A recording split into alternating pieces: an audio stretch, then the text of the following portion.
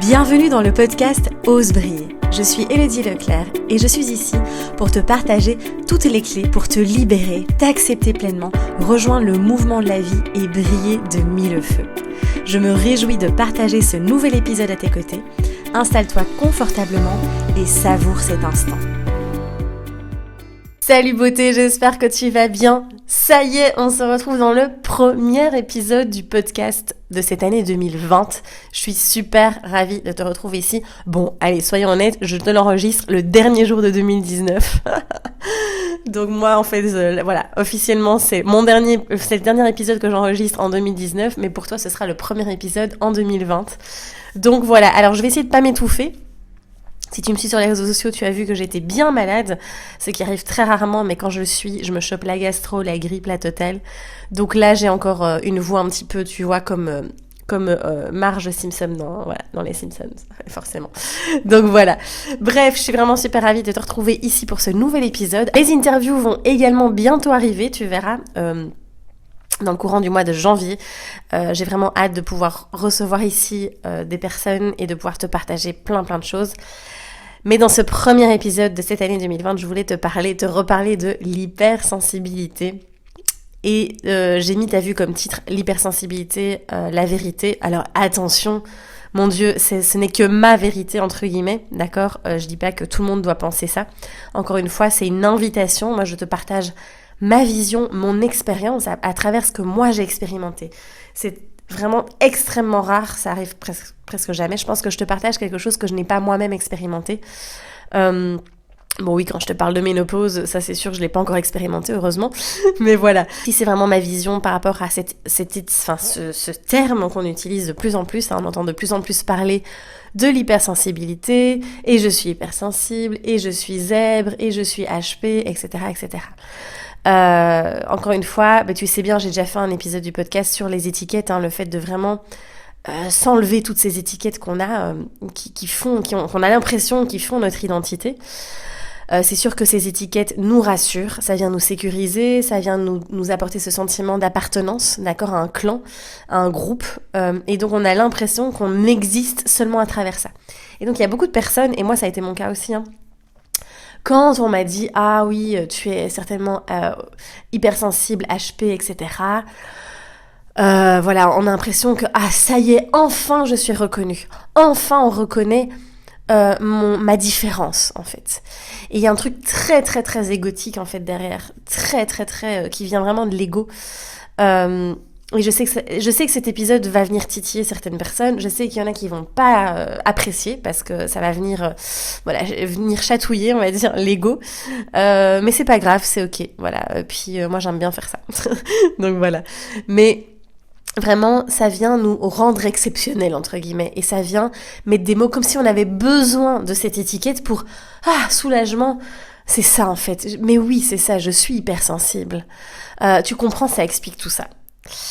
Et moi là je vais vraiment venir prendre le terme hypersensible et venir te le secouer entre guillemets et t'apporter une autre perception, une autre vision, d'accord, parce que c'est trop souvent vu comme soit un problème, soit une maladie, soit un fardeau, soit un super pouvoir, mais genre je suis unique, je suis différent des autres, je suis au-dessus du reste de la société. Et donc on est dans quelque chose qui va venir séparer, on est dans la séparation. D'accord, entre, encore une fois, les êtres humains. Donc vraiment, comme je te disais, ce terme hypersensible, eh bien, c'est comme si ça allait nous rendre uniques, ça allait nous rendre différents. Et c'est vraiment cette recherche constante et permanente de l'être humain, d'être unique, d'être exceptionnel, d'être différent des autres, de sortir du lot, de sortir du clan. Et on est tout le temps dans cette recherche, d'accord ? C'est ok, d'accord ? No stress, t'inquiète pas, il n'y a vraiment pas de souci. On est des êtres humains, justement, et on a le droit de vouloir, voilà, aussi, tu vois, avoir ce petit moment de gloire, entre guillemets.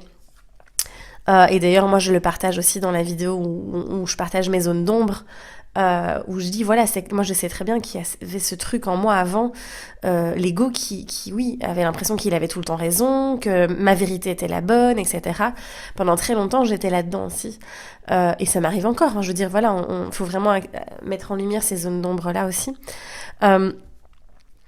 Mais vraiment, en fait, t'as pas besoin de te mettre une étiquette ou d'être différent ou d'être... Enfin, tu vois, de venir mettre ça en valeur pour exister, pour être qui tu es, pour être quelqu'un en fait.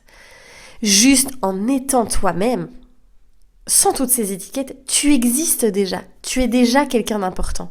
Tu rayonnes déjà en fait. Et c'est ça que j'ai vraiment envie de venir t'amener dans cet épisode-ci. Et c'est vraiment magnifique de commencer, je trouve, cette année avec cet épisode. Je sais pas, ça faisait longtemps que je voulais en parler, c'est aujourd'hui qu'il sort.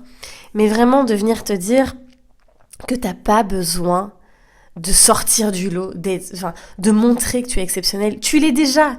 On est déjà tous uniques, on est déjà tous différents. On a déjà tous son propre mode de fonctionnement.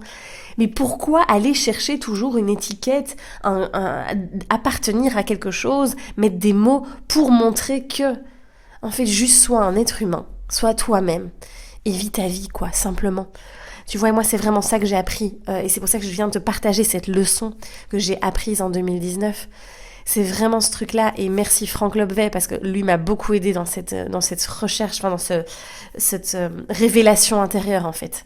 Vraiment de venir me dire, waouh, en fait, c'est bon, en fait, juste être moi suffit. Mais t'imagines la simplicité de la vie, quoi. La simplicité de plus te prendre la tête à attends, il faut que je montre que, mais tu comprends. Et c'est très marrant parce que j'ai une discussion avec un ami et c'est vrai qu'il y avait un moment, il y a plusieurs semaines, où je partais à nouveau dans des émotions très extrêmes. Et il me disait, oui, mais Hello, ce serait quand même bien que tu puisses un moment stabiliser. Je trouve que tu pars trop dans les émotions extrêmes. Et directement, mon ego, mais tu comprends, je suis hypersensible. Tu peux pas comprendre, toi. Et c'était passionnant parce que c'est sorti tout seul comme ça. Vraiment, j'ai senti que c'était mon ego qui prenait la relève, en fait. Et quelques heures après, j'ai laissé tout ça reposer. Alors lui, il me connaît maintenant, donc il m'a dit, il m'a laissé dans ma popote. Hein. Et puis le lendemain matin, je suis revenue, j'ai eu une révélation. Et je me suis dit, mais punaise, il a tellement raison, en fait. Il a tellement raison. Et là, ça a été une révélation de ouf, en fait. Donc je le remercie du fond du cœur, il se reconnaîtra. Et vraiment, je me suis dit, mais en fait, c'est clair. Pourquoi, encore une fois, utiliser cette étiquette pour justifier quelque chose, enfin, pour justifier une action. Donc voilà, c'est vraiment très intéressant. Et ce que j'ai envie de t'amener ici, c'est qu'au final, on est tous sensibles. On est des êtres humains. On a tous une sensibilité, mais à différents degrés. D'accord ? Il y a des personnes qui vont être sensibles, qui vont être vraiment très sensibles, mais qui vont ignorer, en fait, toute cette sensibilité. Et donc, ils vont accumuler les émotions bloquées. Moi, c'est ce qui m'est arrivé, en fait. En fait, c'est vraiment ces émotions qui s'accumulent. Il y a un trop plein d'émotions. Et du coup, faut pas oublier qu'on accumule les émotions déjà in utero, d'accord, dans le ventre de la maman, de par les émotions de la maman. On arrive déjà avec ça, un bagage énorme. Puis il y a le transgénérationnel, etc. Bref. Donc, tu imagines un petit peu l'accumulation d'émotions qu'on peut avoir. Si on libère rien, évidemment, on va accumuler et du coup on va être sensible au moindre truc, le moindre événement que la vie va t'amener, va venir réveiller, d'accord, cette émotion qui, si tu veux, est enquistée en toi. L'émotion, elle vient s'incruster vraiment au niveau des tissus, au niveau des cellules, etc. Et donc tu accumules tout ça et le moindre petit événement, émotion, le film, la musique qui te touche, une parole, paf, ça vient réactiver parce que là, le kyste émotionnel, entre guillemets, est toujours là, est toujours bloqué. Donc, c'est vraiment très important. Du coup, mais tu verras, ça, je t'en parlerai un peu plus tard, c'est de venir libérer l'émotion. Donc, soit on ignore, on accumule et du coup, on a trop plein d'émotions, en fait. Il y a des gens aussi qui vont subir leur émotion, d'accord ? C'est vraiment, oh mon Dieu, mais parce que on a l'impression que la vie nous inflige les émotions. Ok, on voit pas ça comme une énergie qui circule.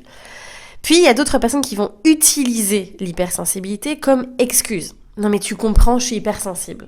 Et du coup, il n'y a aucune remise en question, il n'y a aucune ouverture. Il y a une protection, une espèce de bouclier vraiment de l'ego qui est là. Comme je t'expliquais, moi, la propre expérience que je t'ai partagée. Parce qu'il y a besoin de cette identité, encore une fois, de cette pancarte-là, je suis hypersensible, tu comprends, et nanana, et nanana. Il y a aussi certains qui vont utiliser cette étiquette de hypersensible pour se sentir supérieur. Encore une fois, c'est une recherche d'ego, d'accord ? C'est très égotique aussi. C'est vraiment Non mais tu comprends, moi je suis beaucoup plus évoluée, j'ai une conscience beaucoup plus éveillée, j'ai vécu plus de vie que toi, je suis une vieille âme. Voilà, j'exagère un petit peu, tu sais bien que j'adore utiliser l'humour, mais voilà. Et du coup on a l'impression d'être voilà supérieur aux autres et ça nous donne encore une fois, ça nourrit notre ego. Et puis ça peut aussi, hein, il y en a qui utilisent l'hypersensibilité pour s'auto-saboter et éviter de se réaliser pleinement. Et se dire, oui, mais non, moi je peux pas faire ça parce que tu comprends, je suis trop sensible, et nanana. Et donc, ça va être de l'auto-sabotage qui va être caché derrière. Donc tu vois, ça peut être vraiment... Il y a tout un panel en fait derrière cette hypersensibilité. Et puis aussi, c'est sûr, il y a des personnes qui vont cacher, qui vont étouffer, qui vont contrôler leur sensibilité. Et donc on a l'impression que c'est des murs de glace, des cœurs de pierre, alors que clairement, je veux dire, il y a une sensibilité chez tout le monde. C'est juste comment est-ce qu'encore une fois je danse avec elle, j'ai envie de dire. Voilà, c'est vraiment ça. Et donc à un moment donné, là, ce que moi je t'invite à faire, c'est de prendre tout ça. Tout ce que je viens de te dire là, ça va à mon avis pas mal remuer. Mais c'est d'être honnête avec toi-même. De revenir vraiment dans cette honnêteté, dans cette transparence. Vraiment de te dire, c'est ok, d'accord, de jouer un rôle, d'avoir un personnage, mais c'est encore une fois quel personnage je choisis d'être. Est-ce que je reste en posture de victime avec cette étiquette hypersensible, etc. Et je sais qu'il y en a qui vont pas être contents de tout ce que je dis, mais c'est pas grave, j'assume. Parce que je l'ai expérimenté aussi moi-même. Et c'est un moment de déposer tout ça, vraiment de déposer tout ça et de juste être qui tu es. Tu vois, comme je te disais, t'as pas besoin de mettre des étiquettes. Ben oui, alors évidemment, par exemple, tu vois, il y a les intelligences multiples. On a tous, il y a un panel d'intelligence, t'as des personnes qui vont être super intelligentes au niveau cartésien, mémorisation, mathématiques, il y en a littéraire, musical, kinesthésique, bref, il y a plein d'intelligence, et puis il y a l'intelligence émotionnelle, d'accord ? Vraiment, ces personnes qui peuvent, moi je sais que j'ai une intelligence émotionnelle qui est très développée, je peux vraiment être dans l'empathie, ressentir l'émotion de l'autre, moi-même très facilement ressentir les émotions, etc. Mais encore une fois, c'est comment je peux aussi gérer et vivre avec ça. Et donc il y a cette intelligence émotionnelle que certains vont avoir beaucoup plus développée que d'autres, d'accord ? Mais encore une fois, c'est pas pour ça que il faut s'enfermer dans une étiquette. C'est vraiment ça que j'ai envie de te dire aussi. Et vraiment, retiens, je le redis encore, mais que on est tous uniques, on est tous différents, on est tous exceptionnels en fait. Donc voilà, on sort de ce rôle aussi de héros, quoi. Et la plus grande clé vraiment pour t'aider à travers cette sensibilité que t'as l'impression qui t'envahit, d'accord ? En tout cas chez toi, si elle t'envahit beaucoup, parce que moi je l'ai vécu, cette invasion, en fait c'était juste moi qui ne m'autorisais pas à. Mais la clé fondamentale, c'est vraiment que tu puisses apprendre à vivre, exprimer, libérer les émotions. C'est vraiment la clé de la clé de la clé. Moi, j'ai fait ce travail en 2019 de faire quasiment que ça. Libération émotionnelle encore et encore et encore. Et ça me permet aujourd'hui d'avoir vraiment beaucoup plus de stabilité émotionnelle. Après, attention, il y a des fois où je vais encore avoir cette euphorie et puis des fois où je vais être complètement au fond du trou. Mais déjà, ça ne dure plus du tout et surtout, ça arrive de plus en plus rarement parce que il y a plus... en fait, comme je te disais, les espèces de kystes, blocages, nœuds émotionnels qui étaient dans le corps ont été libérés. Du coup, ça recircule beaucoup mieux. Du coup, c'est plus fluide. Du coup, il y a aussi cet ancrage. Le fait de t'ancrer va énormément t'aider. De revenir dans ton corps, de respirer, d'être présent, d'accord ? De t'autoriser à vivre l'émotion. Et donc, plus tu libères, moins tu vis des montagnes russes. Et plus t'es aussi ancrée ici, présente, et que tu peux du coup rayonner beaucoup plus et encore plus être au service de l'autre et de toi-même évidemment, t'aimer et t'accepter, accepter ton mode de fonctionnement, accepter qu'on a chacun son propre mode de fonctionnement, d'accord ? Et c'est pas nécessaire d'aller s'enfermer dans une étiquette, encore une fois. Donc voilà, c'est vraiment ce que je voulais te partager aujourd'hui. Je crois que cet épisode sera un petit peu plus long. Mais ça me tenait à cœur, c'est un épisode qui était vachement spontané. Et tu vois, c'est aussi vraiment aller vers quelque chose de plus en plus minimaliste aussi dans qui l'on est en fait, dans ce développement personnel, etc. Mais de juste enlever encore et encore, de poser ces masques, de poser ces étiquettes, d'enlever les voiles. J'adore utiliser le mot dépouillement en fait, d'abord. pour juste être en fait, juste être et rayonner. Voilà, tout simplement. En tout cas, j'espère que cet épisode t'a plu. N'hésite pas à le partager, à liker, à en parler autour de toi. Je me réjouis vraiment, vraiment de débuter cette nouvelle année, ce nouveau cycle, même si la vie continue, d'accord. Plein de nouveaux projets, comme je te le partagerai, dans la prochaine vidéo aussi. Et puis très bientôt, au mois de janvier, tu verras que nous te proposerons la formation Mes relations en équilibre. Vraiment, là, on te donne tout, c'est incroyable, vraiment ce pack, mes relations en équilibre, qui sortira au mois de janvier, je te tiens au courant. Et puis n'oublie pas, tu peux toujours t'inscrire aussi pour la tournée L'Envol que nous organisons avec Dylan, où tu pourras expérimenter du coup des pratiques corporelles. Vraiment, on va libérer par le corps grâce à la MVI et à la Bloom Dance. Donc vraiment, vraiment, on se réjouit de venir te rencontrer. Tu as toutes les informations sur mon site internet elodieleclerc.com dans l'onglet agenda ou événements, je ne sais plus. Donc voilà, je te souhaite encore une magnifique année 2020. Prends soin de toi et ose rayonner. Je t'embrasse très très fort. À bientôt.